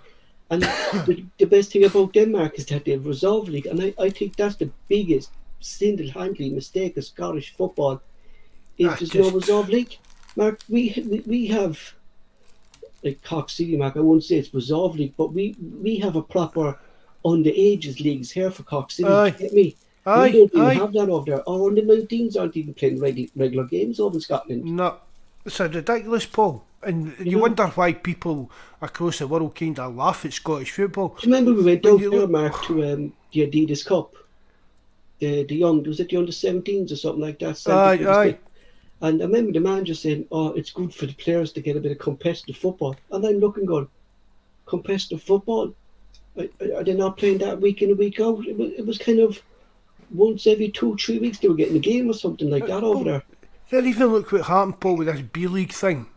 What did I say to you? Well, what did we speak about this time probably last year when it was coming about? If this is good, there'd be more teams wanting to come in. More teams will want to come into it. And so why... I'm not saying that why give these wee teams the money. They can use the money. They should be getting money anyway, a lot more money off the Scottish FA. But what rates a Celtic? They're in it, and Hearts fought kind of. I mean, they bullied that league into letting Hearts in. They really did to get them in. Right. So what happens next year when Aberdeen and Hibs want in? Exactly. So why not just put that money and get a reserve league running again? It doesn't have to be, Mark. Like, the clubs don't have to put in their reserve teams in there. Like, I mean, they should be proper rules there, Mark, saying if you're putting in reserve league, right, that if a player played more than 5 games for the first team, he cannot play in that reserve league. Do you get me? Aye. You know, something like that. It should be. They make rules that. Yeah, exactly. Usually, like players coming back if a player's been out injured for 6 weeks, he's allowed to play two games. You have to get fitness up. Aye, things like that. But blackmailing these wee teams into taking money to let us into their league, and why not just use that money to get our own league sorted out? Yeah, it's crazy that all these young players, and Paul, come on, let's face it, that's no helping players get better. You don't progress just playing daft friendly games and stuff like that. No, and that's why, Mark, our academy has been in a shambles. That there's no competitive league for them now. They play at their age level. Do you get me? Maybe that's why that lad Morrison left that time. I was just going to say that. We keep going back to the lad Morrison that went to Bayern Munich, Paul. Look at the setup of Bayern Munich. And no, just Bayern Munich, the German league in general, because they'll have leagues for every unders and every, do you get what I mean? Every unders, and he's playing on and then you've got the Bayern Munich. You've got the Bayern Munich B team, and then if you make it, you're up to the first team. But that Bayern Munich B team will be playing against every other team in the league's B team week in and week out. Competing for the B team league and the B team cup or whatever they're called, things like that. The young players are just talking about, oh, this is great. They're training. Basically, they're just training, Paul. Really training and playing a couple of friendlies and stuff like that, and that's no good enough. No, and it's not just for Celtic, Mark. Like, no, it's full of Scottish football. Scottish football, Mark. Like if you look at Scottish football now, Mark, there's no young Scottish footballer coming up that I think that's going to make a difference at the moment. Do you know what I mean? No, I can't really. There's only one player who I fear at the moment, Mark, for Scottish football is Kieran Tierney. The amount of injuries that he's actually picking up since he's moved on to Arsenal is unbelievable, isn't it? Aye, I mean, there was talk that he was a bit had problems with his hips, Paul, or something, isn't it? There was talk about they had problems with him just before he was leaving and stuff like that. But I mean, Celtic did play him a lot. Did they overburn them or that? There's probably an argument they did, Paul. I mean, but for me, that's back to Paul. But you need to kind of nurture players into being first team players and stuff like that. I mean, because let's face it, Kieran Tierney, it's not as if he was a physical specimen. Do you get what I mean? He wasn't a big stratum lad that could just get. Do you know what I mean? He was a wee kind of skinny wee lad, and we saw some of the tackles and the kicks up and down the park and that he got, Paul. And they all kind of mount up if it's happening to you week in and week out. Week in, week out, yeah, exactly. You know, and it doesn't help either, Mark, when you've referees then that let it. No, aye, that's it. The ref were allowing it. He was only a young lad and he was getting kicked up and down the place, and the ref wasn't even getting free kicks or nothing. And he took it and got up and just worked. Even Clancy yesterday, Mark. Even Clancy yesterday in the pre-season friendly, like some of those tackles yesterday. Aye. Man. Do you know what I mean? Aye. You know, like, fuck, if that was another game, Mark, they'd be a red. There was one on Jota that was really, really bad, Paul. He was down for quite a while with it. That was when he got the goal, the late tackle. When he got the goal, that was it. Like, and he was down. Like, we saw what happened to freaking young Dylan Bennett last season. Like, Mark, that would have been a big loss to us going into the start of the season if we lost Joshua going to a stupid tackle like that. Like, you know. Aye, in a pre-season friendly, aye. But I said that, I thought Blackburn were overly physical kind of thing. But is that why, Mark, we actually need the player that we're saying? Because the only player that I think is physical in that team, Mark, is the one Terence has up here, is Radisson. He's the only one in that Celtic team that I think has a bit of a bite in him.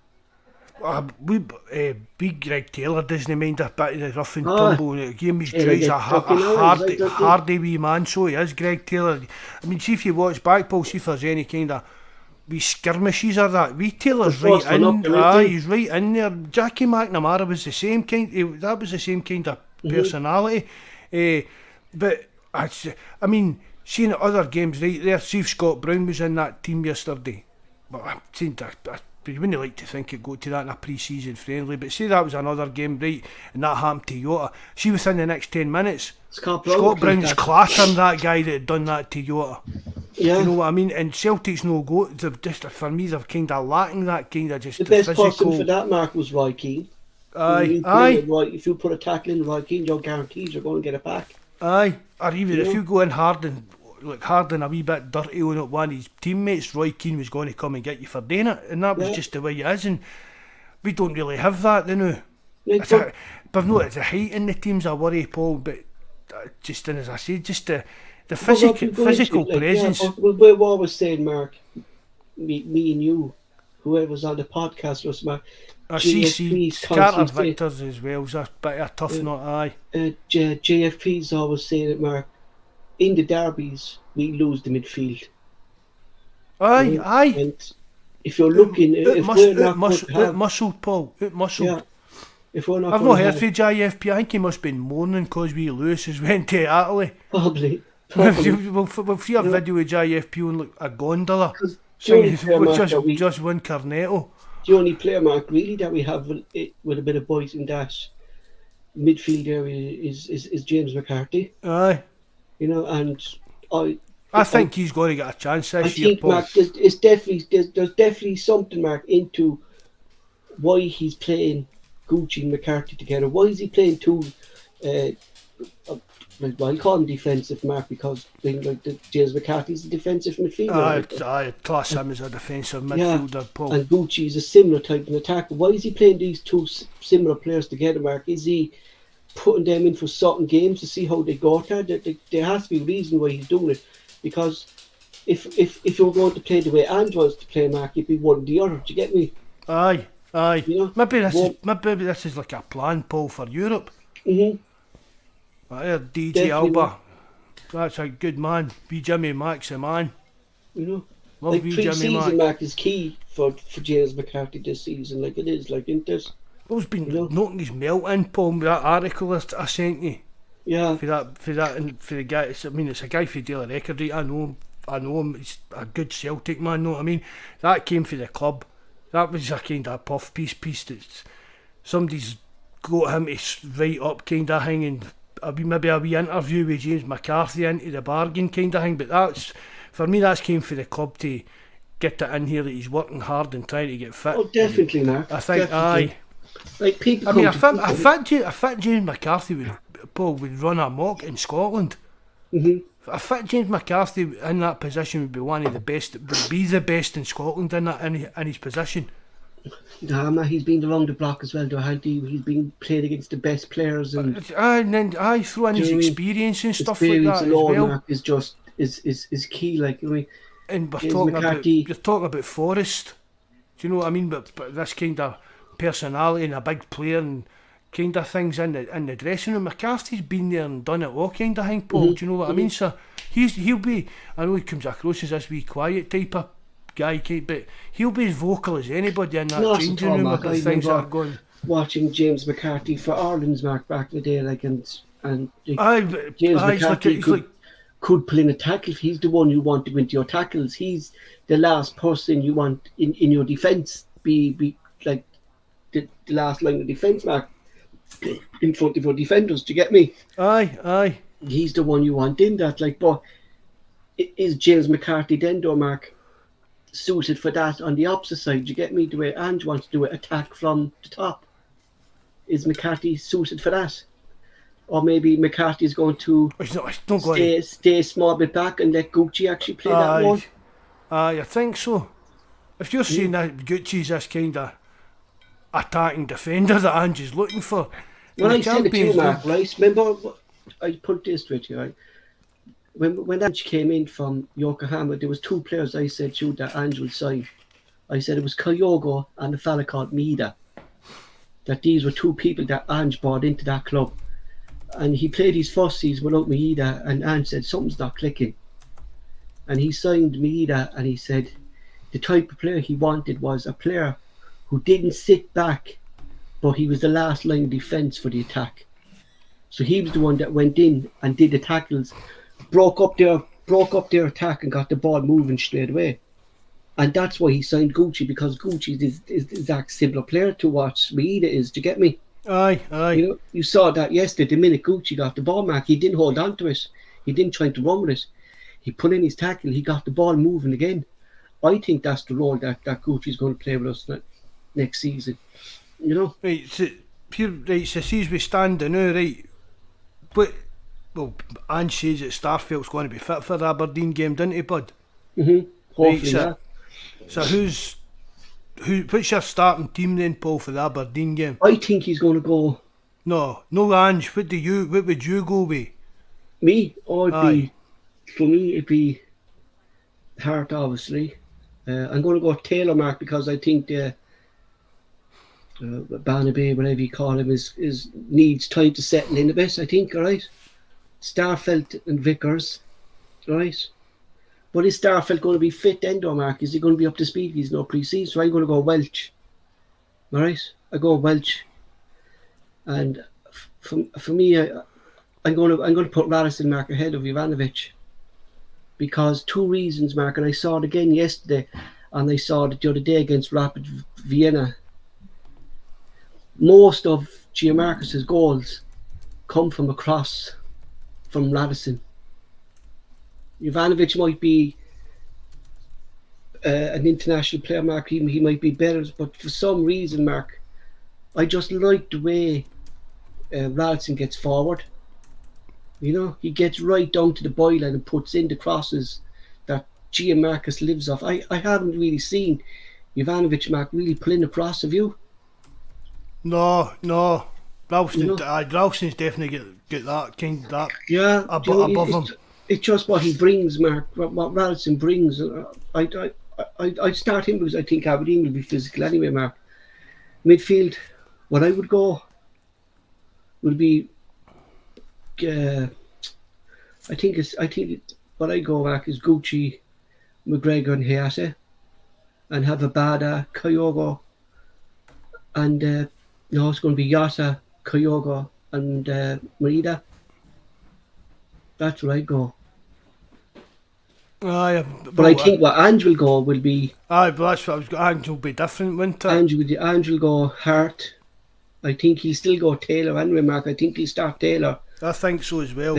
And I think Ange will go Welch because I don't think Starfeld's going to be fully fit, Mark. I think Starfeld will actually need a bit of training himself. Mark, I think it'll be Welsh, but Ange has said that Starfeld's going to be ready, Paul. So it's it'll be either or there, won't it? Mm-hmm. So I think it's going to be. I think he'll go Jovanovic. I think it's going to be McGregor, Mark. McGregor, O'Reilly, Hayase. He'll go Yasa, Kyogo, and Mida. That's what I think Ange will go. Right. Just looking at what Terence has put there. I think I would basically agree with you, Paul, but I'd go with wee Orally instead of Hatati in there. With who? Wee Orally. Yeah, that's what I said. McGregor, O'Reilly, and Hayase. Oh, I thought you said Gucci. Yeah, for my one. It was your team we're talking about. Yeah, but I said Ange afterwards would go. You can't change things now, man. You need to stick with the programme, son. I'll stick with Gucci, right? Right, so you're going for who? Gucci, McGregor, and Orally? No, Hayase. Right, well, I'd go with. I'd go with Terence here, I think. I'd go for McCarthy, McGregor, and wee Orally in there. Mm-hmm. Just again, Paul, you're saying Aberdeen will be a bit physical. Aye, maybe McCarthy. This is maybe a chance for McCarthy to show he is fitting up to it for the coming season. What's just get the rest of the lads there? Like, what team would you go, lads? And we'll just see if there's kind of. I think Mark, relative, you kind of. There's one there for DJ Alba, Paul. JJ's maybe his head turned going by the past 2 games. But it's a bit weird what he said about the move to Atletico Madrid, wasn't it? I missed it, Marky. Oh, he kind of. I couldn't get it word for word, Paul, but he was kind of happy about it, kind of thing, and it was. It didn't. It says he never even considered it. He heard the rumours. Right? We all know what goes on behind the scenes and that. So he's heard everything about it, but he didn't actually just drop it dead in the water. Do you get what I mean? Do you know what, Mark? I'll try and see if I can get. If we did get, do you know what?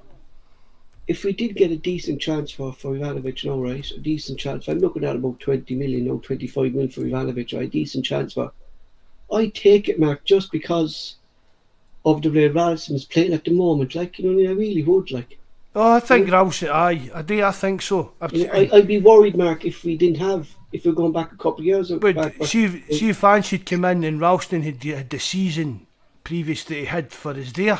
Would you went for Juranovic? No, I think. Do you get what I mean? Exactly. I think Ralston even surprised Ange, Mark, this season. Do you get me? Oh, they surprised everybody, Paul. Yeah. He totally surprised everybody. Yeah, Josip Juranovic he's flattered to have been linked with a huge move to Atletico Madrid. Well, then he's kind of put himself up there now as well, Mark. There it's there, Paul. I hope there was something in the stories, but honestly I didn't even ask our manager or anything about it. I didn't care. I have to keep my feet firmly on the ground. It was Atletico Madrid after all, but I'm a big club already at Celtic. Finally have a chance to play in the Champions League here, just to hear the atmosphere and blah blah blah. At Croatia, when you have a player like Josko Gvardiol, who's been mentioned to make an £80 million move as a teammate, you immediately gain great confidence being the same side as someone like him. Then we have players like Martin Ehrlich, Joseph Satal, and just Croatian players. Yeah, he kind of didn't roll out. Aye, I was a bit worried about that, and as I put on the forum at the time, Celtic are expecting bids for him. That's kind of him, Mark. Like if a big team came in, like that, he'd want Celtic to consider it. Like, wouldn't this? And that's what that's what the thing is, Paul. Yeah. Do you know what I mean? That is what the thing is. They'd told us about it. You know what I mean? It's Celtic are expecting big money bids, and it'll be the level that Celtic will accept it and leave it up to the player. And that doesn't bode, when you read to things like that doesn't really bode that well when you think about it. Mm-hmm. So maybe his head has been taught, Mark. You know, because he has been. But Mark, we saw that with Ivanovic too, though. It's kind of what games he turns up to Ivanovic in previous games, like, hasn't it? Like Val said, he's consistent, like, you know what I mean? Like I really. And see those playing the same position, they're different types of players, aren't they? Would you trust? No, Welch never played right back in his life, so that'll be a big risk there. Big risk. Do you know what I do, Mark? And I don't know, it's something Ange won't do because he wouldn't be comfortable. Is I would go 3 at the back if we had an injury crisis at the back. I don't think he would do that. But he'd never go with that because of his inverted full backs. I think if he goes, the young lad, Mark. Can that Urahidi no play right back? That's what I'm saying, yeah, Urahidi, Mark. But that's what I'm saying, Mark. If Ange went to a 3 at the back, Urahidi be more comfortable with a 3 at the back. Do you get me? And who would you have him as like your right wing back, or would you have him like the right side of the 3 kind of thing? Mm-hmm.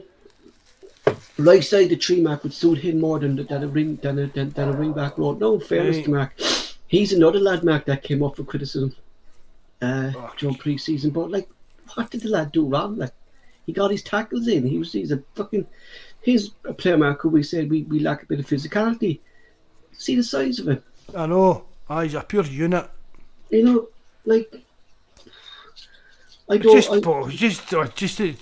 people's opinions. Do you know what I mean? You don't like a player, Mark. Some people just like to voice it. Maybe sometimes you've seen it yourself, Paul, the way I can trip people up on the forum with what the words they've actually said. Do you know what I mean? Just when you say, but you've actually said that, so how can you? Do you know? Some people just come up with stuff, Paul, looking for attention. I see stuff on the forum and on Twitter. Just don't take it. Do you know what I mean? Some people just like to be controversial and always have something different for the norm kind of thing to attract that. DJ Alvarez going Hart, Radisson, Vickers, Starflight, Taylor, McGregor, McCarthy, O'Reilly, Hayasin, Yoss and Kyogo. Everyone seems to be going for Kyogo, Mark. You know, just the reason I think people look at Mark is I was listening to John Hartson in the Rapid Vienna game, Mark, and Hartson was talking about the difference between Gianmarcus and Kyogo, and Hartson said he would have loved to play with a player like Kyogo. He said because Kyogo will pull about 2-3 players away from him. Do you get me? And Hartson said he would have been a free man inside the box just because of Kyogo's movement. You know, because he drags. That's why I would like to. We're talking about who prove them together. Aye, but he's not going to go full 2 up front, Paul. No. And see when we're talking about that midfield 3. See against your kind of weird teams or that. Why no play Kyogo in there like your old-fashioned number 10 kind of? I call it like a Lubo position. Do you know what I mean? Eric Cantona position, Lubo. There's the ball, go and just do what you want to do with it. Dave Mack says they will I bring think in a centre back. I think Welch knows himself. He's back up at the moment. I think I said it to you, Mark. I said Welch still needs a lot of learning. And he said he thinks to go before he thinks or something like that, Mark. Do you know what I mean? I mean, I like Welsh, that. Even I was saying, Mikey was slagging him off earlier on the phone, and I was like, I'm telling you, Welsh will be a future Celtic captain. I didn't get doing too well Mark, with there must Mikey. be something in Welsh, like a few knees that came in from there last season. Exactly. The Italian team's chasing him, and he's not good enough to be a third or fourth choice at Celtic. Come on. But maybe it's a case of, maybe it'd be better for Welsh if he went out on loan for a season. Definitely, Polish up, playing week in and week out for a half decent level team. Definitely, Go to Dundee United left for Charlie Mulgrew. Did you see his OG yesterday? Oh, did you see that? Was atrocious, wasn't it? Jesus, I'd be checking his betting accounts for after like that kind of. It really was, Mark. Want this? We need to mind that and bring it up with Jonas when he's on, Paul. Really was. I think, Mark, if I was Jonas, I'd be very worried about their lack of activity. I know they signed the lad Levis for Manchester, but he actually came off injured yesterday, holding his hamstring. Did he? Aye. Yeah, so... I know Jonas is big him up, big time. He's really... Bigged him up, yeah. Came off yesterday, Mark, but he holding his hamstring by, so... I think Dundee United, Mark, need a good few. Did they sign Fletcher as well, didn't they? Stephen Fletcher, didn't they? Aye. How old is he? About fucking 60 odd? Yeah. Maybe about a couple of years older than you, isn't he? Yeah, he's run a long time now, Mark, isn't he, Fletcher, isn't he? He must be a good... He's 37, 38, 36, 35, 36, Mark, isn't he? They've got Tony Watt as well, but Henry, so maybe Fletcher's just coming in there, Paul is back up. Back up, yeah, definitely. Which is fair dues. I mean, mind Celtic fans used to clamour to sign him. Jesus, man, yeah. But then, Mark, he did... 35 years, bud. Fletcher, at the time, Mark, if we would have went in for Fletcher time, he would have suited the win. He let him play, do you get me? Just pumped the ball into the box. Aye, definitely, aye. But no... Who's that? DG Alba's talking about the Sheffield United right back. That's the fella we were linked with before, was it, Mark?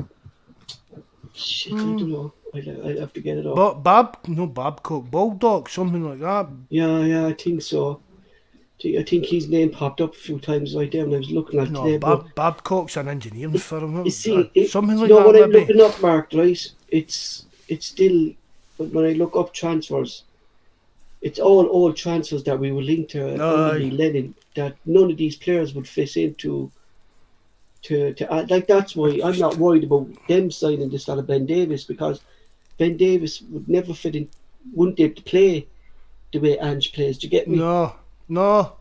Paul, I've said it all the time, and now you're getting a wee bit more involved with the kind of thing and that. See all these transfer rumours and that, Paul, you just actually look into them and where they've came from and that, and it's just nonsense. Half it's just until absolute Mark, garbage, man. Mark, until I see, and that's why, Mark, I think Mohamed Adoufani could be a key thing, Mark, because the man Don Ulsvich fella came up with it. He posted as well, he tweeted it as well. Do you know what I mean? Because he actually keeps an eye on Celtic since all these lads transferred over to Celtic. Do you know what I mean? Aye. So he actually reports now on Celtic as well, and he actually put up this link as well that this could be a done deal for Celtic. Like, you know what I mean?